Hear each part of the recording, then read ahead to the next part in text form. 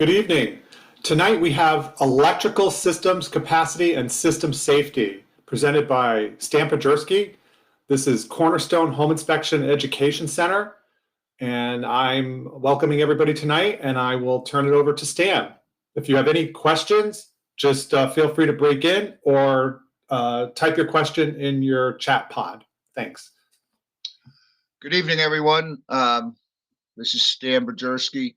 I want to start the night off by saying, letting anybody from Rhode Island that's participating tonight to know that this webinar has not been approved for credit in Rhode Island. But if you inspect in Mass and Connecticut, it is. It seems like Rhode Island thought that the subject matter was a little bit too far beyond their standards. Okay. It's also approved in all the other states, Florida, New Jersey. Sorry about that. Yeah. Yes. I was just trying to cushion the blow to the Rhode Island people, but so it may be, but it's not bad information to know and keep in mind as you're doing the electrical system inspection.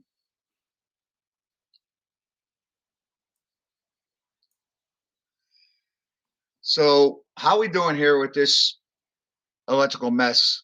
This is the way I found it, with the covers teetering on the junction boxes, the other one's missing. So if you're on an inspection and you run across something like this, do you ever wonder if the system is at its capacity or over? I've seen even worse. So there are ways to kind of ballpark where you're at with this. We don't have to. Most standards do not require that we determine the electrical capacity of a home, or its needs or usage. I think most standards require us to identify what amperage the home is being fed by, but that's about it. We don't have to determine if a system has room for additional usage, nor do we have to determine if it's over capacity. So home inspectors across the country spend countless hours deep diving into a system they have only read about for the most part, and call out all kinds of other wiring deficiencies, but almost never address capacity. So we're going to talk about that a little bit tonight. Service size versus service needs. The capacity of a home's electrical system is determined by the amount of power that can be supplied to the home at one time. This is measured in amps, as we all know, and is determined by the size of the electrical service panel and the service entry cable. Most homes today have an electrical service of between 100 and 200 amps, which means that they can handle up to that amount of amperage before tripping your main circuit breaker and shutting off. There are amp limits on each of the individual circuits of your main electrical panel as well. However, the exact capacity of a home's electrical system depends on the size of the home, the number of electrical appliances and devices, and the type of heating and cooling systems installed. In very old homes with knob and tube wiring and screw-in fuses, I think they're still out there, you may have found the original electrical service delivered at 30 amps. Slightly newer homes built before 1960 may have 60 amp service, and many homes built after 1960 or homes that have been upgraded, 100 amps is still the standard service size. But in large, newer homes, 200 amp service is now minimum. And with many newer homes, you may see 400 amp electrical services installed. At the upper end of the housing market, with homes over 10,000 square feet, it's not unusual to see 800 amps of service. How do you know if your current electrical service is adequate, or how do you plan for a new electrical service? Determining this requires math to compare the total available capacity against the likely load that will be placed on that capacity. So we don't get anywhere near that, but there are certain things that you may see that might make you scratch your head and maybe decide that you want to tell somebody that you may want somebody to come in here and analyze your system and see if you need to go up to the next service. Also known as medium-sized service panel, 100 amp service panel is used in most homes. The National Electrical Code requires this as the minimum panel amperage. due to the increasing power needs of appliances. This is an older statement because we're probably really pushing 200 now, because I don't think too many people are building smaller houses, at least around here anyways. This type of electrical service panel provides enough power for homes that contain appliances with 240-volt requirements. In terms of placing an electrical panel, it should be put in a secluded area in the house where there are fewer people. NEC advises placing the main panel where it's easy to reach and see. If there's an emergency, cutting the power off shouldn't be a problem. So crawl space is probably not a good idea. Let's kind of go over electrical theory. So in 1986, I spent a year full-time going to a trade school for heating, ventilation, and air conditioning. In the first 3 months, we went over all of this: voltage, amperage, ohms, wattage, loads, things of that nature. So this is definitely a refresher for me. So voltage is the potential of electricity to do work. In this illustration here, they're using a water hose as a comparison. So voltage is the pressure that the water goes through the hose. Amperage is the rate of flow of the voltage. Amperage is current. And the size of the wire or the hose has a lot to do with that, or the capacity. Ohms is the resistance to flow. So if there was sand in the hose, it would slow down the water flow. Watts is the measure of the power consumed. There are equations where if you have two of the numbers that you're working with, you can find a third. So voltage is amperage times resistance, or ohms. Amps is watts divided by voltage. Resistance is voltage divided by amperage. And wattage is amperage times voltage. Wattage is probably overall what you're looking at when you're sizing a circuit or the amperage to a home, right? How much do we think we're going to be using? And we want to provide enough for that particular structure. So are we talking about 110 volt, 115 volt, 120 volt? The standard residential voltage in the USA and Canada is 120 volts alternating current, hence the 120 240 volt system. According to the Energy Information Administration, the average American home uses an average of 10,632 kilowatts per hour of electricity per year. That's 29,130 watts per day, which can be divided by 24 hours to get an average of 1,214 watts to power a home throughout the day. Notably, the wattage requirement of your home is highly dependent on the time of day and where you live. Your power needs could be as high as several thousand watts at a certain point and as low as a few hundred watts at another. You're going to see, we're going to talk about this number a lot. The standard recommendation for is for the load to total no more than 80% of the capacity of the circuit or the system.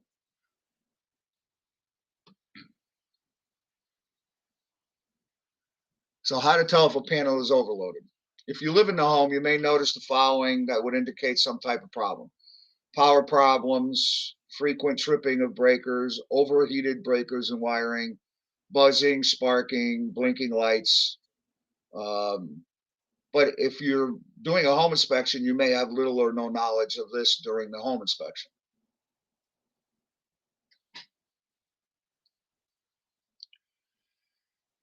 Back when I first started, I'm going to say probably first, second, third year, so late 80s, early 90s, there was a guy named Mike Lennon who was putting out a few books. And the first time I heard of anybody doing a field audit for an electrical system was this, by this means. This was his method.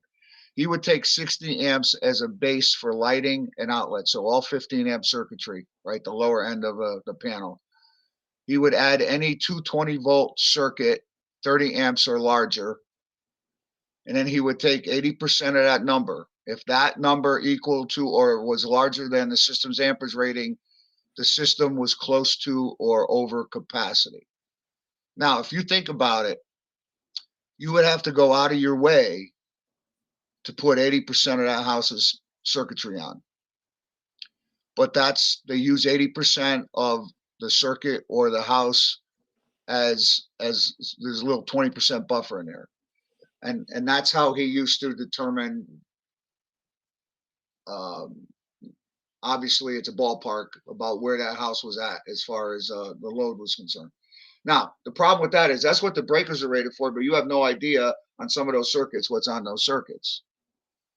So your 60 amp base, 30 amp dryer, 30 amp AC, 50 amp electrical range, 170 amps times 80%, 136 amps. So to him, he would tell those people that that system is probably near its capacity the way it's being used. You can do a field audit by wattage per square foot. To estimate the wattage required to power your home, you can use the following rule of thumb: 10 watts per square foot of living space. For example, if your home has a living area of 1,500 square feet, you would need approximately 15,000 watts of power to run it. However, that's just an approximation because obviously we need to know what you're running, and it may vary on factors such as number of occupants, type of appliances used, and the climate in your area. So 100 amps times 240 volts is 24,000 watts. And at the recommended 80%, there is a realistic capacity of that's supposed to be 19,200 watts.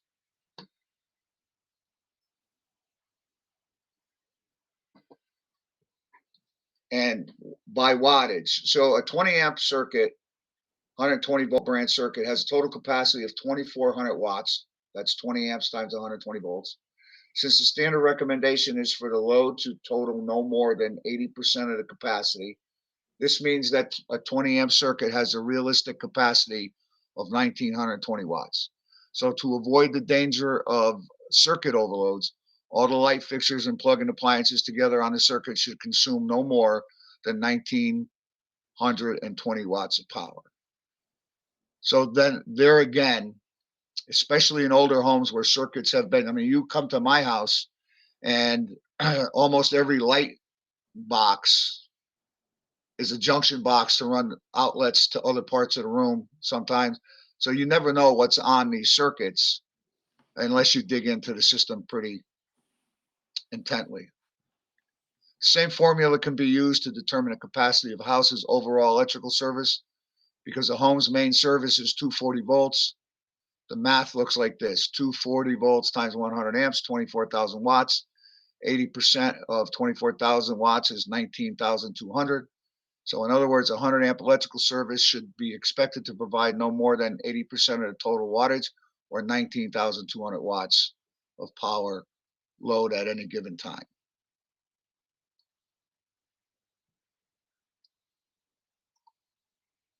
So if you had 4 15 amp circuits, that would be 1,800 watts. A dryer, we'll go on the higher end, 7,200 watts. AC, I didn't put it in here. I opted to go 5 window units at 7,200 watts. Oil-fired warm air furnace at 2,500 watts, but that's not on when the air conditioning is on. Electrical range at 2,800 watts. Electrical water heater at 4,000. That's 23,000 watts. Did that come out right there? And if you went to the lower end, it's 1,800 watts. So it's kind of pushing 100 amps of service there. So system safety. I think the next 2 pages, this page and the next page, are very important to realize. About 400 people are electrocuted at home each year, resulting in about 200 deaths. On average, 4 people die from an at-home electrocution every week. About 10% of all at-home electrocutions are caused by larger appliances. About 4,000 people are electrocuted in the workplace each year, so the workplace is more dangerous than home regarding electrical. Broken electrical equipment causes around 140,000 home and workplace fires every year. So that's neglect, right? If you got a broken electrical device, you should get it fixed or get it replaced. These fires cause another 4,000 injuries and claim an additional 400 lives on the average. In 2019, out of every 100,000 electricians, 166 died from electrical accidents. It is estimated that there are between 500 and 1,000 deaths from electrical injuries every year in the United States. There are approximately 30,000 non-fatal electrical injuries every year. The cost for treating non-fatal electrical injuries occurred while on the job costs between 1 and 4 million. And the Bureau of Labor Statistics has reported that a majority of electrical accidents are preventative.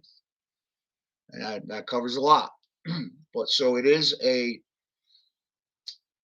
potentially dangerous system if not maintained, used right, or abused. The main causes of electrical accidents I find very interesting. The main cause of electrical shock in the home are children putting things in outlets, not improperly bonded or grounded subpanels. Children touching or biting cords, not the absence of GFIs. Failure to follow directions when using appliances. Using electrical appliances in the bath or shower, that's a lack of brains. And failure to turn off the circuit breaker when working on electricity. So a lot of the things that we may be calling out in an electrical system as unsafe or potentially unsafe aren't really the things that are causing problems to the homeowner. They might not be wired right. They could provide conditions when the system is open and being worked on that are unsafe to electricians, but to the average homeowner, these are things that are causing problems or injuries to the homeowner. So it's a good thing to keep in the back of your mind. So part of the electrical system safety are the circuit breakers. If you talk to electricians, they're pretty confident, even if there's some miswiring in a system, that as long as the safety devices in an electrical panel are working properly, that people should be protected. So the circuit breaker is an automatic device for stopping the flow of current in an electrical circuit as a safety measure. They come in several styles, including standard single pole breakers that serve 120 volt household circuits.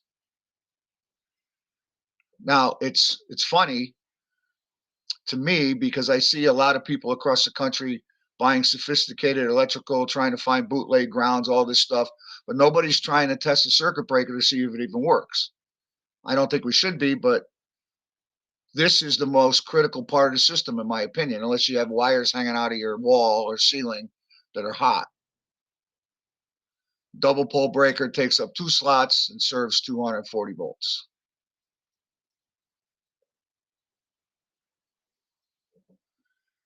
So the tandem breakers are a little bit of an issue because this is what everybody thinks they can go out and buy when they need more space. And to a certain extent, you can put a certain amount on your box. But a special circuit breaker is a tandem breaker, which is designed to allow 2 120 volt circuits to be fit into a single slot in the circuit breaker box. They are normally installed in situations where the breaker box is already full with no available slots for additional circuit breakers.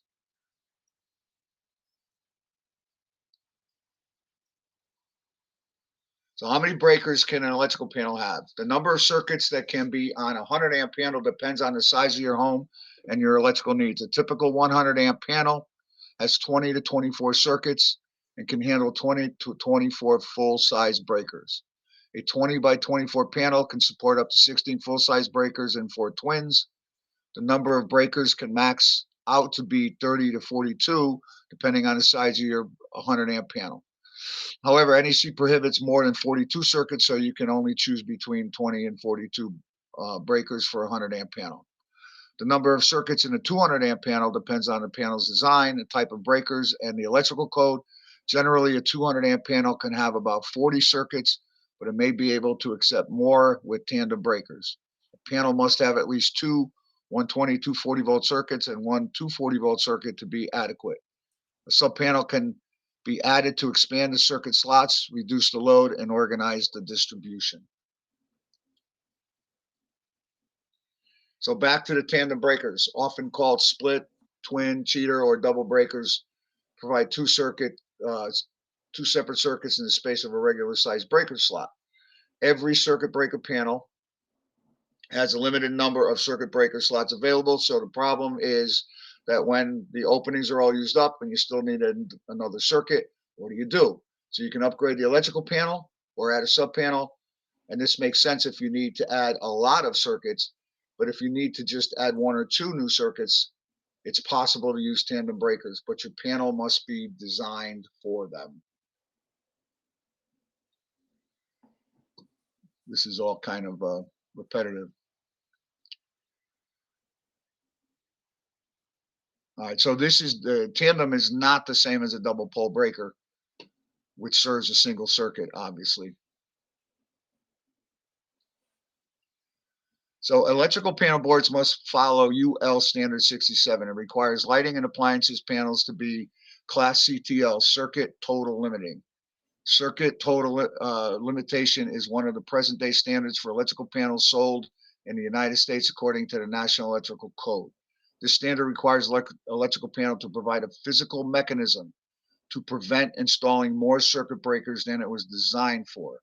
This has generally been implemented by restricting the use of tandem duplex breakers to reduce standard single pole breakers.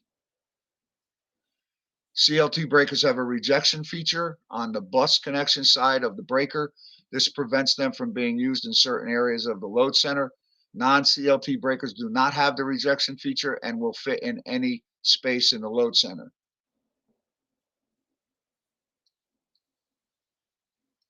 Circuit boards and panel boards built prior to 1965 did not have circuit total limiting devices or features built in. So you got to be careful if you think a panel exists in a house that was built before 1965, because those can be loaded up with tandem breakers. To support these old panels, non-CTL circuit breakers that bypass the rejection features are still sold for replacement use only. As a result, numerous unsafe situations have resulted where panels were dangerously overloaded because these non-CTL breakers continue to be used. With the use of non-CTL breakers, panels can be configured with the total number of circuits in excess of what the design capacity of that panel is. The 2008 code did away with the previous 42 circuit limitation on a panel board. One can now order panel boards with as many as 84 circuit places and a corresponding amperage rating. The rejection feature is part of the breaker. The panel must have the matching configuration in order to accept the tandem breaker. There are two types of tandem breakers, CTL and non-CTL. Only one works in panels designed for rejection breakers, while the other will fit either type, but are not supposed to be used if the panel is not listed for them. So I don't know how well you can see this picture, but these guys on the bottom, they look like little teeth. That's the rejection configuration. So these up here, any circuit breaker could fit in these, well, designed for that panel, but the breaker up here cannot be put here. So this is where your tandem breakers are going to fit in a modern panel.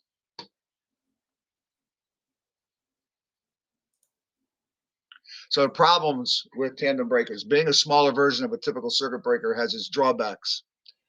At half the size, these smaller breakers seem to heat up relatively quick when under load, and in some cases may trip more easily than standard circuit breakers. So whatever's on that circuit, you really need to be aware of and careful to keep it under that 80%. Another issue is where the breaker attaches to the hot bus bar. Same connection is made from a standard single pole breaker and a tandem breaker. However, the The tandem has the opportunity of having twice the load drawn through the bus bar connection because it's got 2 circuits on it. Another potential drawback is that the balance of phases on a panel. I don't know if you've ever seen a panel and there's some missing breakers. Sometimes that's intentional. They try and balance the 2 bus bars with the same amount of load on it. When with standard breakers, every other breaker is on a different phase of the panel power. That's why the breakers are arranged in 2 equal rows and why the slot numbers alternate from side to side. So when you start putting the twins in there, you kind of throw that off a little bit. So you see a whole mess of twins in a panel, it's probably not a good thing. The other thing is that tandem breakers do not have AFCI or GFCI options. So anything that needs to be protected in that circuit cannot be protected by the equivalent breaker. You'll have to have the GFIs or the ground faults, the arc faults in the outlets themselves.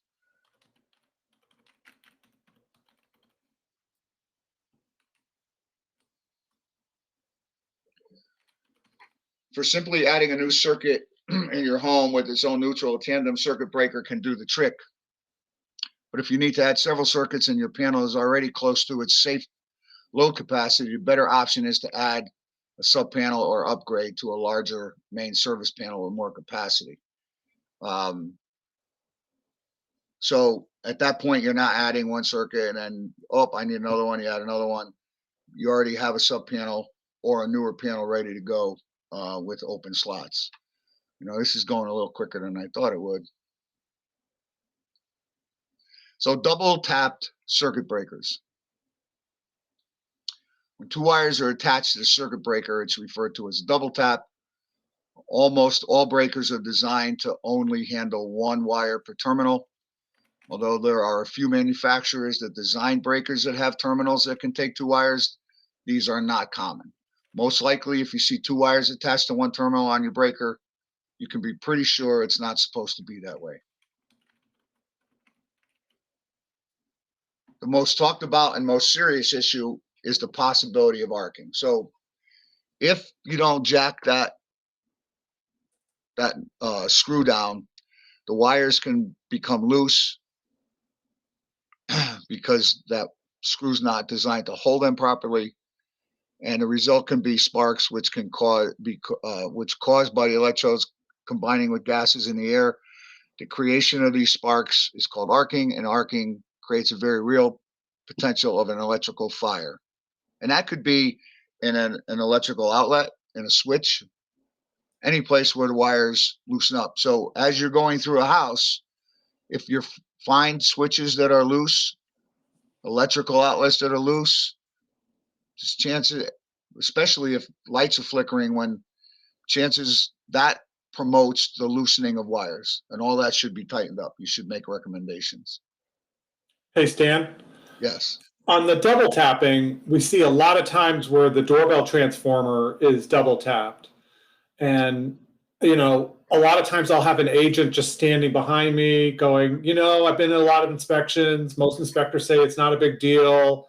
You know, you can just leave it. You know, how I handle it is I sort of agree with that. But what I tell the client is if you had a master electrician here, he would tell you all double taps are bad. And I have to put it in the report, even if it's just the doorbell transformer. And I explain the ways that they can fix it through a tandem breaker or pigtailing or whatever. But what are your thoughts on that? So I agree with all of that. So up to a certain point in time, and I don't remember the year, I'll use my town, Milford, Connecticut, as an example. You were allowed to double tap the doorbell transformer and an outlet that would be on the same panel as, or within a certain amount of feet from the electrical panel. You can double tap. And then a while back, they don't want you to do that anymore. They want you to pigtail a wire. You can still have 2, but you take that pigtail and bring it into the breaker. Nobody's going back to the houses that have the double taps and telling them that they have to change that, unless you're doing something with the permit and that becomes part of the system upgrade. So I do the same thing that you do. And this is with a lot of things, because look at, we're doing houses that could span 100, 150, 200 years. And nobody knows what was acceptable when a house was built or when an addition was put on. And we can't go and tell everybody you got to bring everything in this house up to current standards. But I tell them that if you want this to be safer, or if you want your electrical system to meet current standards, then these are the things that you can do to bring the system up to snuff. Gotcha. You know, Yeah. because especially if it was in the house like that for 50 years without a problem. And that's when the realtors step in, and it's still going in my report. One of the other comments that was just typed down is, and I know this, on square D panels, there are models of the square D panel that can be double tapped too. Hold on. Whoop. Well, Oh, I got a there you picture of that later. Oh, okay, I'll let you go. Keep going. All right, but the other part of double taps that nobody really talks about, I was talking about a little bit in the prior slides, is we don't know, even if those wires were socked down really good or even spliced, you know, wire nutted, pigtailed, we don't know what's on those two circuits. We don't know what the loads are for those two circuits. So I even recommend in that case, where possible, to have a separate breaker, overload device, protection device for every circuit. Because at the very least, you may have two circuits go out, and that's an inconvenience. Even if it's just for a minute until you run downstairs and turn on the breaker. So most breakers are only designed to take one wire per terminal or the load of one circuit. When you have two wires attached to one terminal, you have overload. You can overload the circuit. This could cause a connection to fail, and you will find that you will start having power problems with that circuit. Even if you don't notice problems right away, the overheating may be slowly causing corrosion of the wires. So I even call out, I don't even like to see, me personally, a square D double tapped, because we don't know what's on those circuits. You could be overloading that circuit.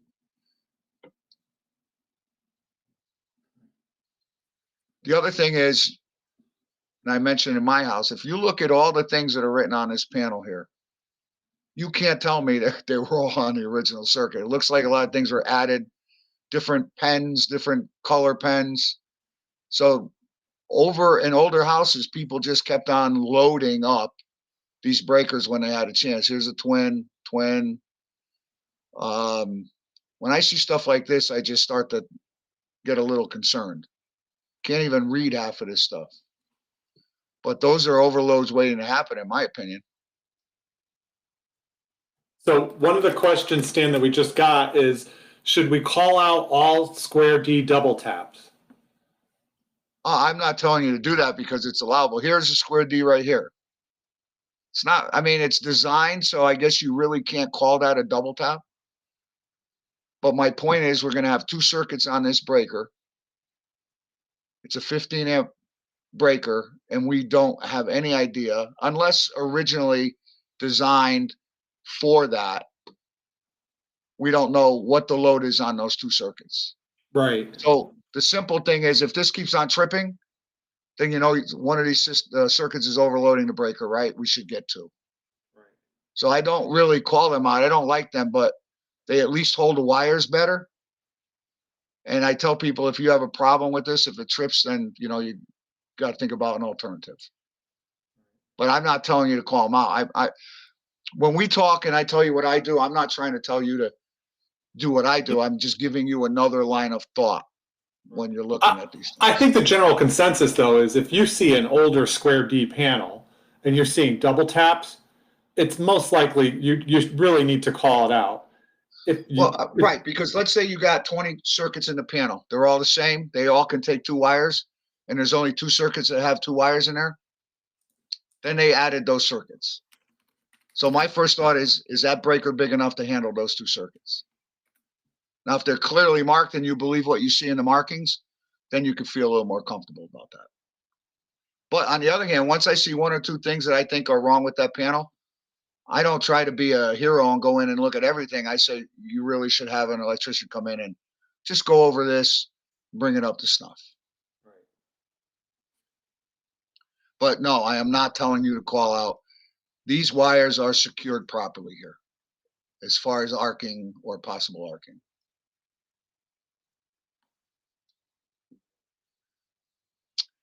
So I got 25 minutes and I'm in my summary page. So we're going to have a round table. We will.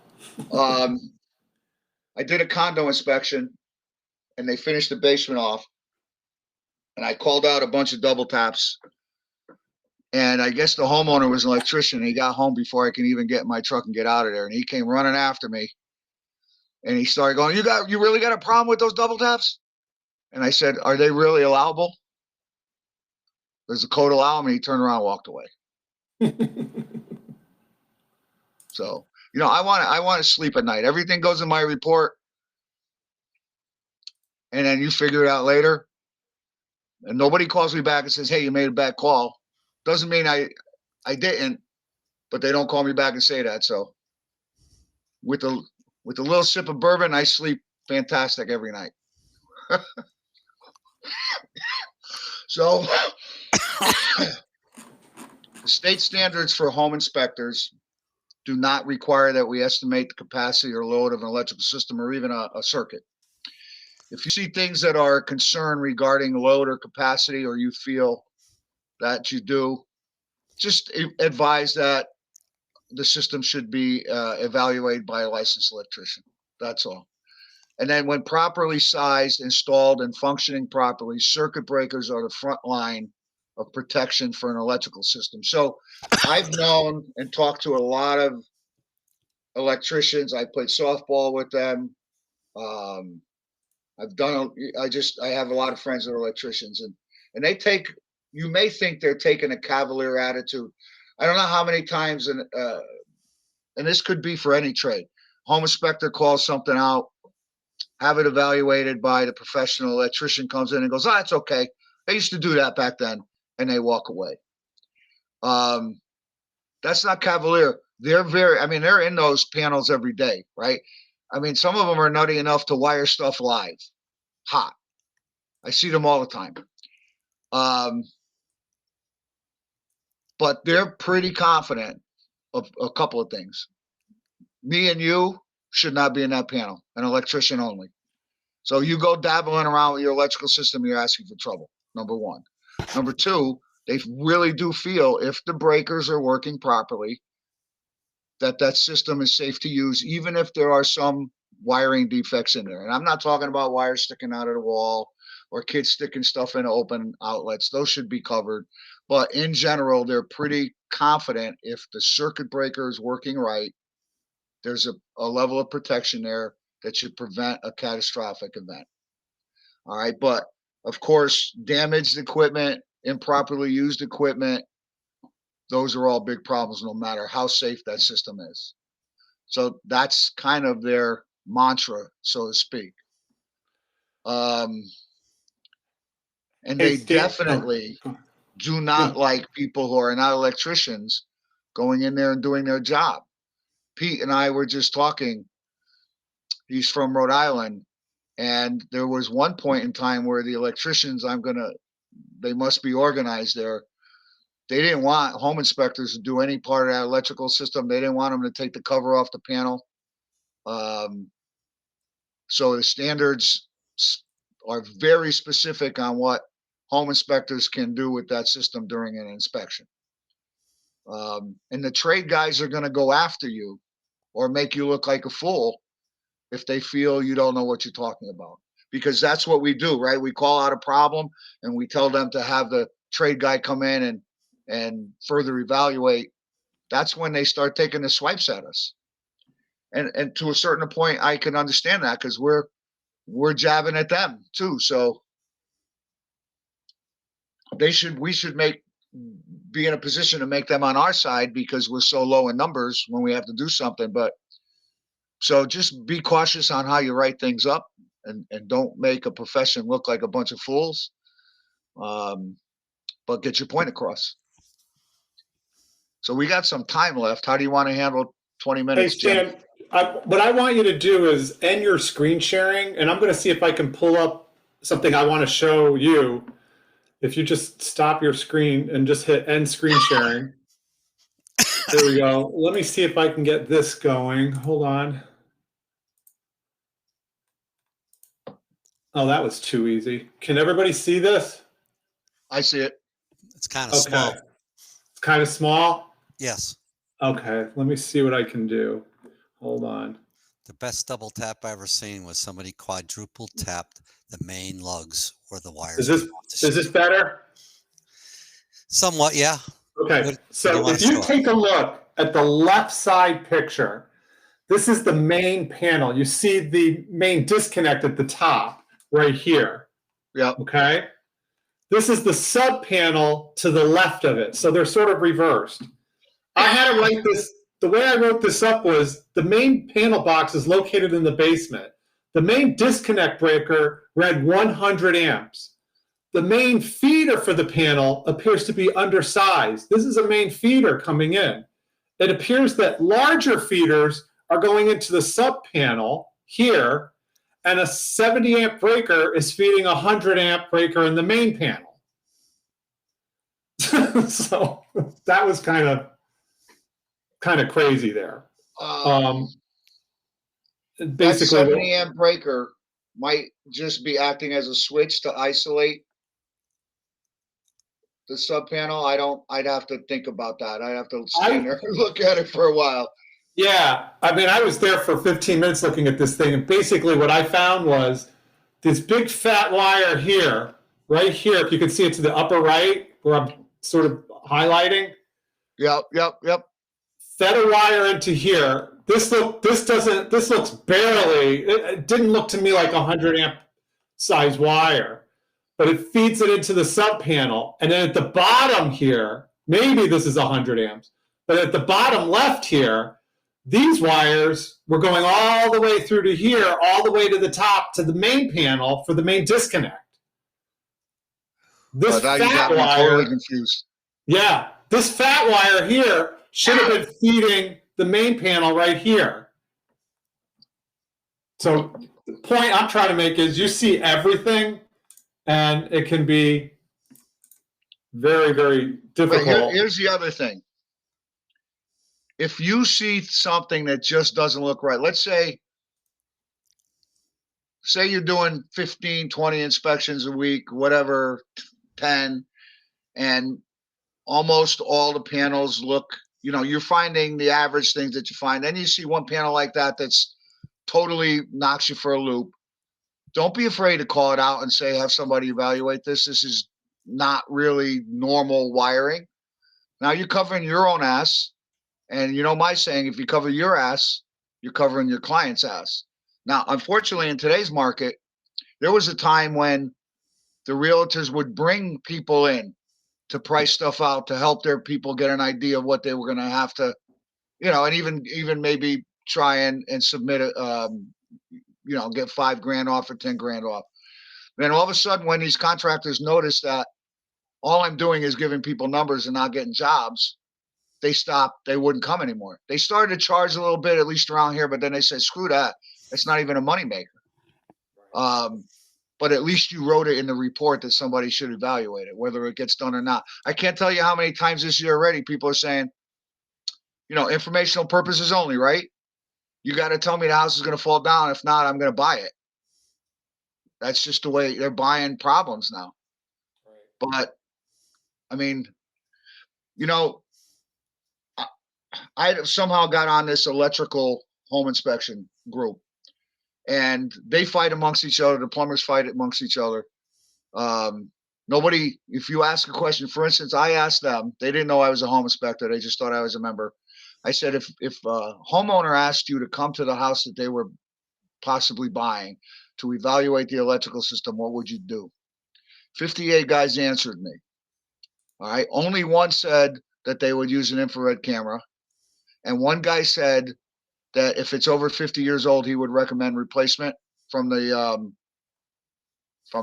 connection outside, and all of the rest of them were doing basically what we do, just a visual.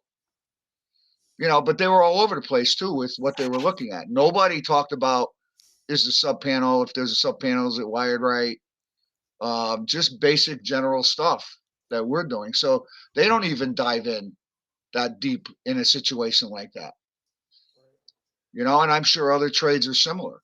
If you look at the state standards, they're kind of light. And, if you follow the state standards, you're really just looking for rust, corrosion, double tap. You have to tell the amperage, is the panel full, what type of grounding it is. We all go over that standard a little bit, but what I do just for writing purposes, when I write something up, I put down the defects, or if the panel is even fine and sort of passes what I think it should be, as I put in there, if there's any kind of evaluation, I put a sub comment in there saying, if this panel is evaluated by a licensed electrician, the licensed electrician might find more issues that are outside our standard. Yeah. I have a general comment in my report that we're not going to find every single defect. And Right. No matter what I write up, when you start moving furniture and doing things you do after you move in the house, you may find more things, but that's not what we're here for. There's so many caveats. You have to write as much to protect your ass as you do in the findings of your inspection. So how do you guys feel about your state standards? Do you guys know them inside and out? Or are they built in your report and that's all you know? Do you think they're helping you, even though you have to go beyond them? Anybody have a comment? To me, for a long time, I just thought they were really ridiculous because not too many people stick. Well, some do, believe it or not, but you have to go, for me to do what I think I need to do at a minimum, I got to go beyond them. But then I started realizing they were designed to protect us, to make sure at least that people know it's a visual, there's no deep dive into anything. But what I found was when people started making money off of software and training and all that stuff, they couldn't make money off a 40-hour class. They had to go to 140. They couldn't sell one book, make money off of one book. They had to sell you a whole bunch of books. And we just started getting more and more involved in a lot of these things. That's my opinion. I am a freaking dinosaur, though. And I'm having a hard time getting into where this profession is going right now. But that's my opinion. So keep it simple. Stupid doesn't really hurt sometimes, as long as you're letting people know that you're keeping it simple. And I had an attorney tell me once that if you profess, especially in a expertise in a licensed profession, you better be ready to be sued if there's something else in that house that you didn't find, and it turns up, like for instance, the electrical, you're not a licensed electrician, so just do what your standards say you should do. It's kind of hard to stick to them, but. And in your recommendations, you can't just say, I recommend evaluation. You have to say, I recommend evaluation by a licensed electrician, by a licensed plumber, by Right, that helps purchase. you out, right? The licensed professional for that system. I try not to tell stories at home inspections because it just drags the inspection on. But when I go out to dinner with my friends, they always want to know what's happening. And I always tell the story of when I was out in Sterling, Connecticut, and I did an inspection, and I looked at the electrical panel, and there was a garden hose running through the electrical panel, supplying water to the washer machine. And the owner was home. He was like 80, 85 years old. And I pulled the panel open, and the garden hose is running right through it. I couldn't believe it. And I looked at him and I said, why are you running the garden hose through the electrical panel? He's like, well, every time I turn my washing machine on, the garden hose would flop around. So the electrical panel kept it from moving. So I was like, I said, I have to call the town on you. And he was like, yeah, that's fine. Go ahead. So I called the town. I was like, I was just at this inspection. This is what's going on in this house. And the town said to me, yeah, we know about him. Don't worry about it. We're handling it. So Gotta a lot be of crazy prepared for stuff. anything. Yeah, you really do. Well, we can, if anybody has any questions, just pop in. If not, we can call early a little bit. We've gone 50 minutes, which is, you get your credit, so that's nice. We got a lot of exciting stuff coming up. I typed it into the chat bot, but we have Rockwool insulation coming up, AZIC decking. We have a bunch of stuff that we're doing with garage safety, more bad boy electrical panels. We're going to have another law seminar, live one in December. We still have our pre-taped one up there if you still want to get that for Connecticut credit. And we're looking to, if anybody has any ideas or has a speaker that they might want to have us contact, just reach out to us through the website and just give us their contact information, and I'll reach out to them if you think there'd be any good speakers. We're always looking for people. And let's see here. We have a question. Didn't see anything showing the electrical diagram that shows where the tandem breakers are allowed in the panel. Almost every panel has a diagram that tells you where the tandem breakers are acceptable. Okay. Yeah, I didn't have any pictures of that. So I just elected to show the picture of how the reject part is configured, so that you know the difference between. All right, that's only in modern panels, though. But I didn't have any pictures of the diagrams. Okay, well, wait, someone's typing. We'll let that come in. And if not, I'm going to wrap it up early tonight. You'll get certificates tomorrow morning. And like I typed in, I'm going to be updating the website with a bunch of new webinars after the holiday. And so you'll see that. Let's see. They want to know if we're going to do how about ethics and report writing class? For Massachusetts? Think so. Yeah. Angelo, are you in Mass? Give him a second here. New Jersey. Yeah, we're exploring that. One of the